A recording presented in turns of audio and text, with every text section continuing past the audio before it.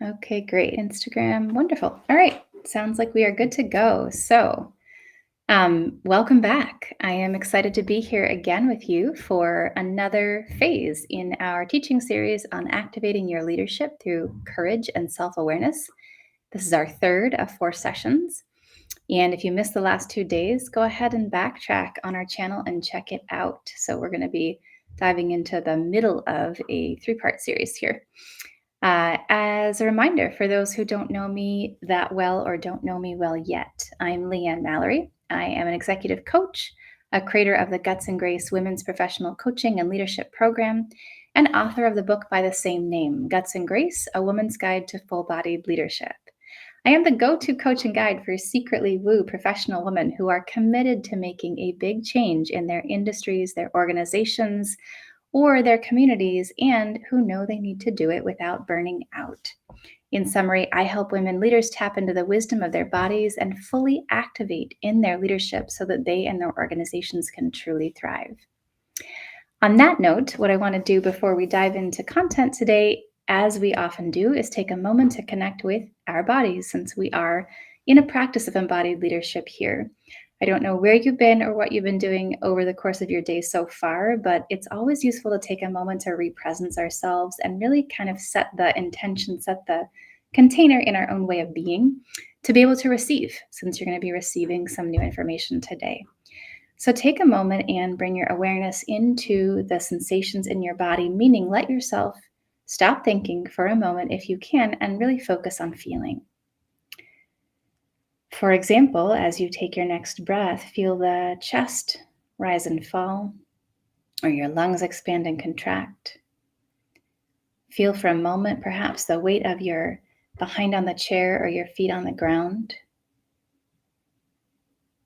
And as you do this, coming into the full length of your spine, so just a tiny kind of a tweak, a sitting up, an expansion through your own length line. In our embodied leadership practice, we'll talk about this as connecting to our dignity through the length of our spine.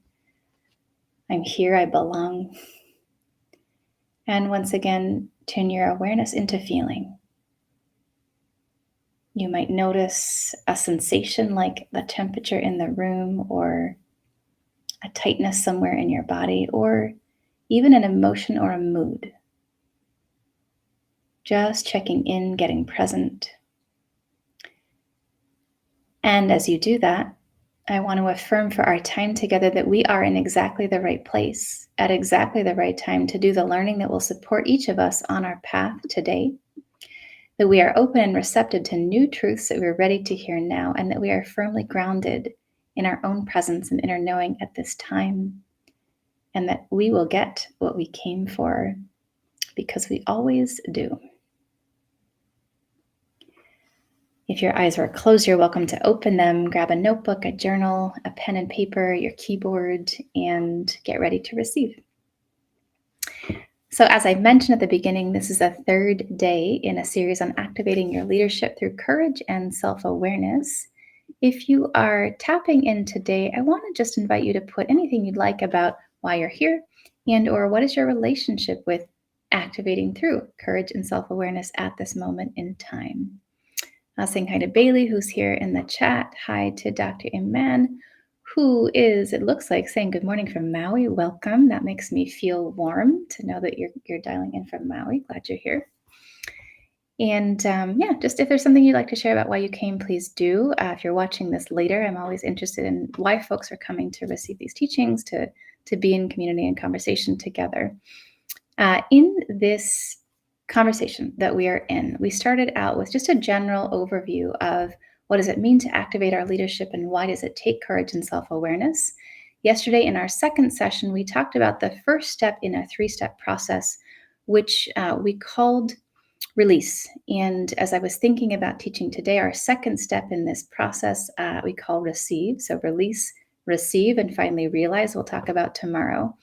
And it really struck me, these words are fairly new words for me to work with, not the process itself, but calling the stages in the process by these words. And I was thinking, wow, it really is a little countercultural to release and to receive as part of our leadership journey. In other words, these aren't necessarily the moves that we think we should make or are programmed to make in our leadership, right? It's not like drive, go get, make happen, release and receive. Who wants to do that? But what I found is, in particular, in working from the body, there really is this trusting or like a deeper faith in what's possible through our own embodiment and through our own kind of automatic process of unfolding, if you will, that is part of what can be incredibly powerful when we're looking to reach a next level. So instead of driving and pushing through, this is a bit of a countercultural way to practice.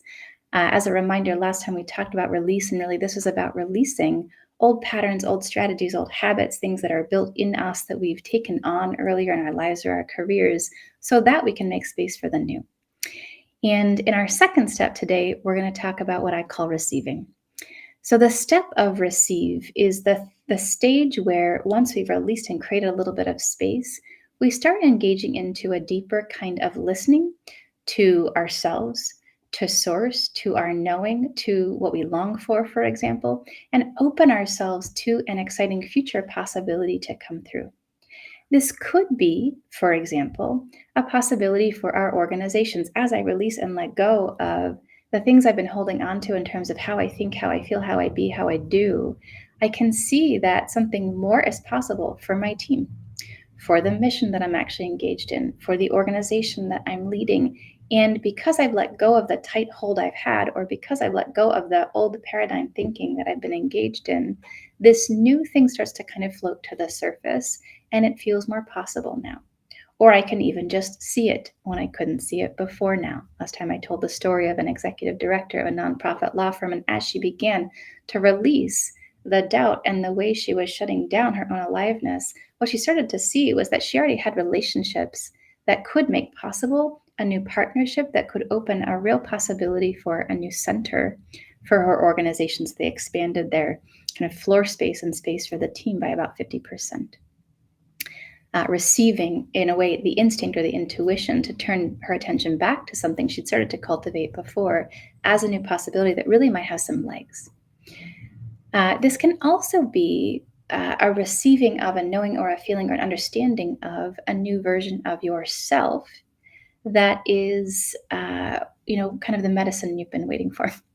Meaning, if I want to get to a next level and I kind of know that that's coming, the receiving that may come through is, wow, this is how I could be, or this is a deeper part of me that's already there that actually has the capacity to step into that. So maybe, in fact, in the past, I saw myself as, or I was playing a role of frustrated, a little bit checked out in battle and opposition. And through this process, I actually can find the version of me that could really be inspiring, that could be more surrendered, for example, versus making things happen, and that could lead to a different kind of resilience. And so I use the word receive because I think it's sometimes difficult to make it up. Like, what does this new version of my future, the possibilities, the organization, who I could become look like? When we try, we often will just extrapolate out from what we've been able to imagine in the old paradigm. And yet, when we open, we relax, we release something, what comes through is like almost like more of an insight, a spark, or an aha.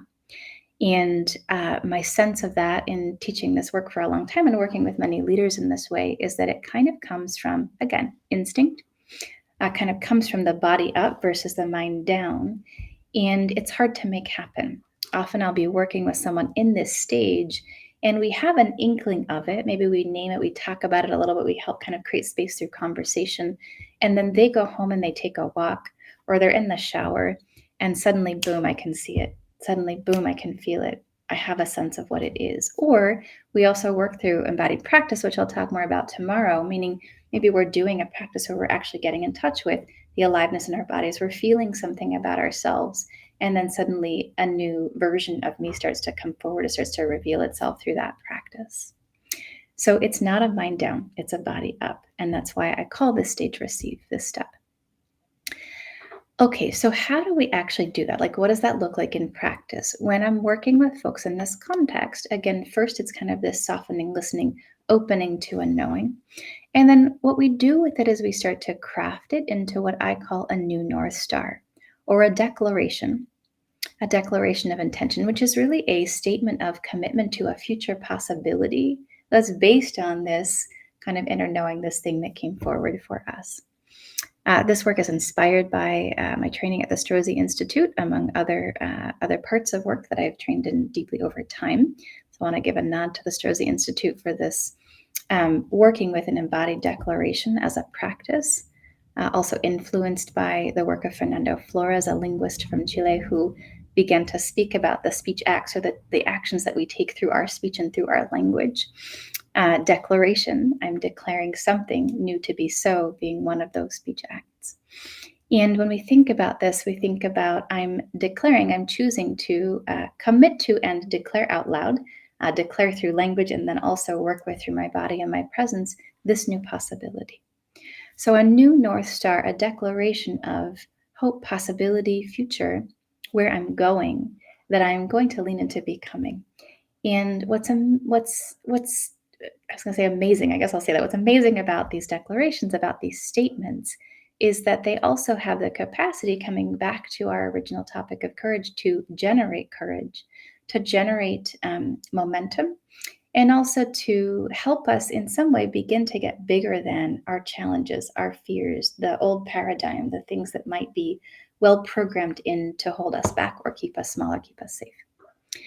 So imagine yourself, for example, first listening to your instinct, your intuition about who you could become or what could be possible for the organization, for your team, and then allowing yourself to let that form, maybe very quickly through an insight or more slowly over time through kind of crafting and playing with words, a statement that is a here's where I'm going, here's what I'm committed to statement that becomes like a North Star that you maybe put on a sticky on your window or your desktop in front of you, but also you practice with, meaning when you're actually engaging in development through embodied practices, again, which we'll talk about more tomorrow, you use this statement as a guiding light, as something to keep coming back to, and something to shape your presence and your intention, something to even make choices from.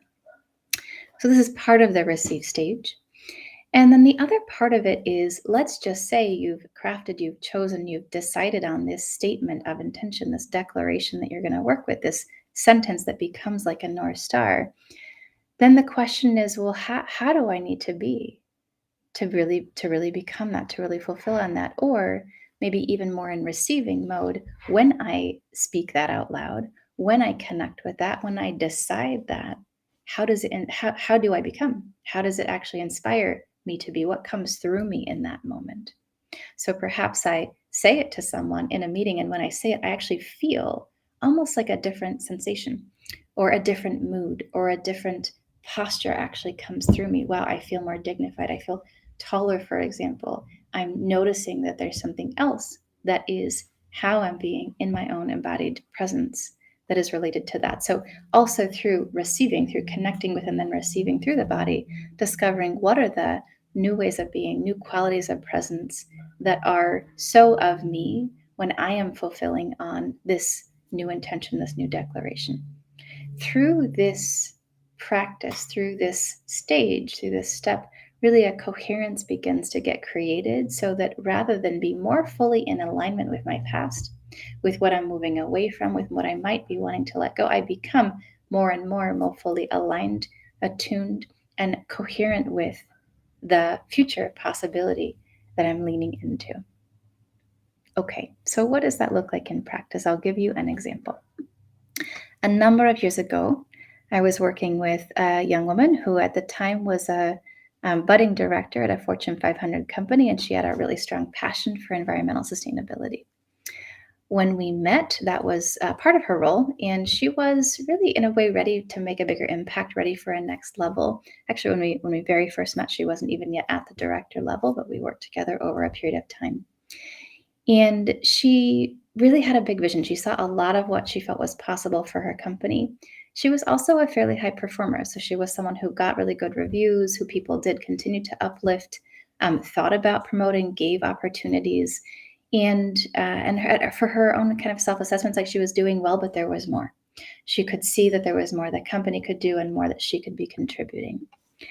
And at that time, people said, hey, you're doing a good job. What she struggled with was mostly inside. Like I think she would have really articulated a certain sense of anxiety, like a performance pressure in different moments. And then in the moments when she would be doing a good job, was she fully connected or fully tied in with herself, or was she kind of on autopilot? And sometimes when she was more on that autopilot mode or less connected to herself and more anxious, she would get different kinds of feedback that just weren't really what she wanted. Like people might say things like, well, you're performing, but can we really feel you, for example?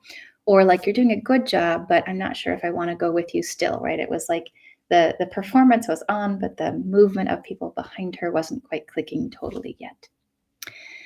So what we discovered as we started to work together was that she would have these moments of getting so excited about possibility and then getting scared. Scared, can I deliver? Scared, will they want this? Scared, will they go with me? Scared, will they like me? All of the different things that can come up in this kind of moment, right? Imagine yourself about to go on stage and deliver a speech, and then it's like, what's the audience going to think? This kind of feeling and sensation, whether she was speaking or maybe just in a meeting with a couple of peers. And in that moment, she would really kind of like pop out of herself and lose her ground. And it was almost like there was a performance mode version of her presence that was less true, less grounded, and less plugged in. And that was more practiced and accessible under pressure than the other version that she could really bring forth, let's say when she was just in a one on one meeting with her team. So there's a possibility in her case of something like she could see a flicker of, hey, I think I could be a really inspiring, connected, compelling leader that could really take people with me. Because she'd have these moments of it in these kind of small conversations. She was getting good feedback, excuse me, around this kind of thing. And there was this other side where it would get lost in the fray under more pressure with more people in a bigger audience, in a bigger context. So what we started to work with was, what's the difference in difference in possibility? How do we actually create, let's say, a North Star or a declaration, an intention that really reminds her of the things that she deeply cares about, and that calls forward this other kind of presence that's less performative and actually more grounded, connected, plugged in. Because that's what she could see. That's her listening was like, oh, there's the possibility of this for me. I just can't be it all the time. And so we started to work with this declaration, this North Star, which had something to do at the time with both being a contribution, let's say, as compared to a performance, so being a contribution in her organization, and really finding her dignity and her center, like the spine or like the trunk of a tall tree. And we could say like a redwood, since I'm here broadcasting from the San Francisco Bay Area where redwoods abound. So it's like the sensation or the capacity in the body to be grounded, rooted like a tree, and really be able to be seen and to come from deep roots, and then to really be able to extend and to make a contribution to the world around her in that way. So the mindset shift and the different intention was around contribution versus, say, performing or getting it right. That was the new possibility by declaration. I'm contributing to the organization in a new way, and then really the outcome of that she saw. And then the habit practice through the body was a lot of working with length, working with roots, working with ground, and being able to come back into alignment in her back and in her spine. When she started working with this practice, at first it was like, well, is anything really going to be different? Envisioning my spine like a tree, speaking and focusing my intention on really being of service and connecting with others and being a contribution versus worrying about the details, like, will that work, was kind of the question. And what she found pretty quickly was it worked really powerfully. Through her practice, she started to find that when she would speak, she could be more present with herself and then also more connected with others at the same time.